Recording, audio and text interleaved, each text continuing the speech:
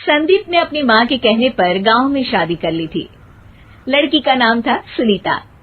माँ का कहना था एकदम मॉडर्न बहू नहीं होनी चाहिए, लेकिन उन्हें नहीं पता था कि गांव से आने वाली बहू सुंदर सुशील तो होगी और उसको गांव से बाहर भी निकाल लाएंगे, लेकिन उसके अंदर का गांव कैसे बाहर निकलेगा। शादी के कुछ दिन बाद, माँ टिफिन तो देना जरा।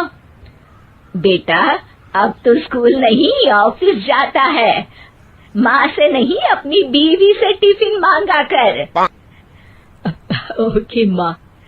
सुनीता टिफिन ले आओ। एक लो टिफिन, इसके अंदर पिस्ता डाल दिया है। पिस्ता? पिस्ता क्यों?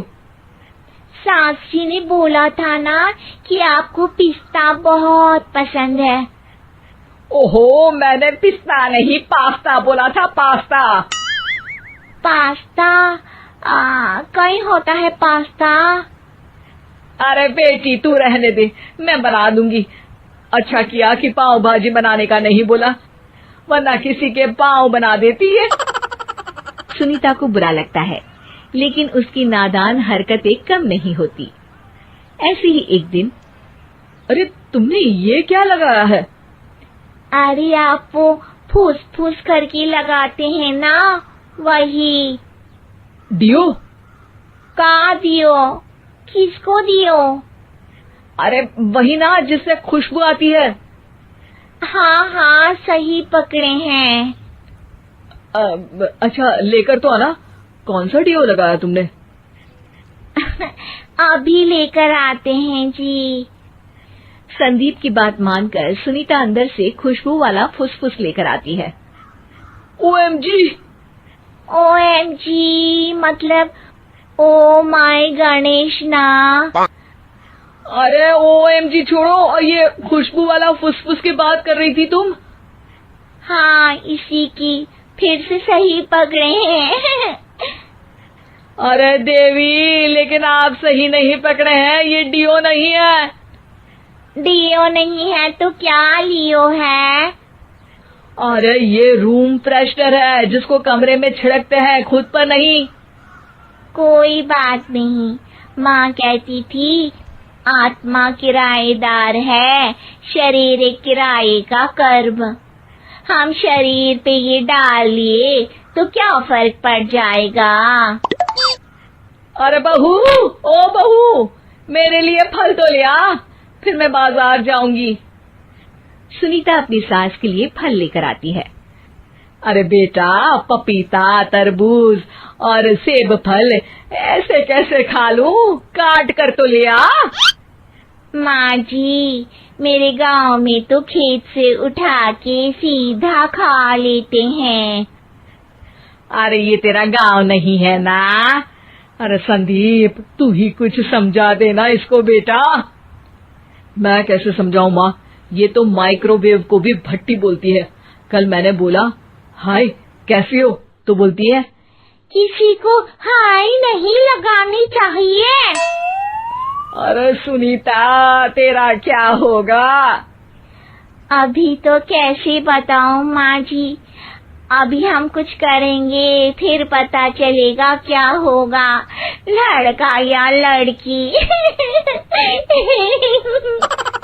हे भगवान, कहाँ से आ गई है? रामपुर से जी, आप ही तो लेकर आए थे मुझे। अरे मुझे माफ कर दो। पहले कोई गलती तो करिए जी, आपकी तो सारी गलती माफ कर देंगे हम। हाँ अरे बहू, मेरी बात सुन।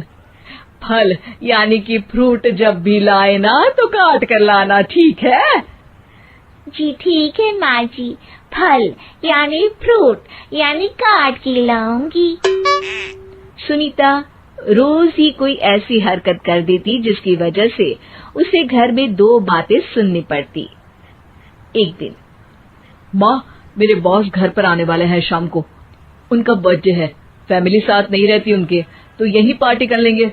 उनको अच्छा लगा तो शायद मेरा प्रमोशन भी हो जाएगा। मैं ना फ्रूट केक लाकर फ्रिज में रख दूंगी और तेरे साथ आज खाना मैं बनाऊंगी, ताकि जब साहब आए तो खाने में कोई गड़बड़ ना हो। शाम को जब सारी तैयारियां हो जाती है, संदीप के साथ बड़े साहब भी घर आते हैं। फ्रूट केक तो ले आना बहू, फिर खाना खाएंगे। अरे इस सब की क्या जरूरत थी, आपने बुलाया वही काफी है। सर, आपका परिवार शहर में नहीं है तो हम ही आपके परिवार जैसे हैं सर।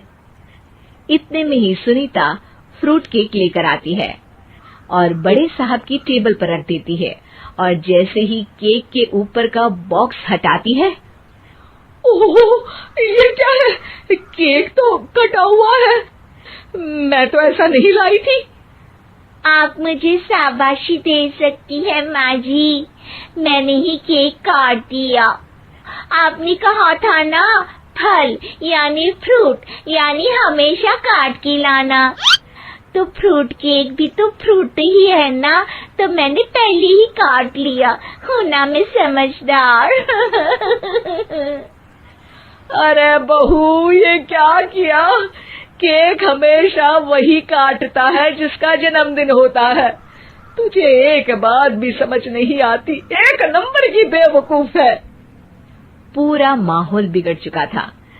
संदीप को लगने लगा था कि साहब उसे प्रमोशन तो दूर की बात है, कहीं डिमोशन ना दे दे, लेकिन साहब बीच में ही बोल पड़ते हैं।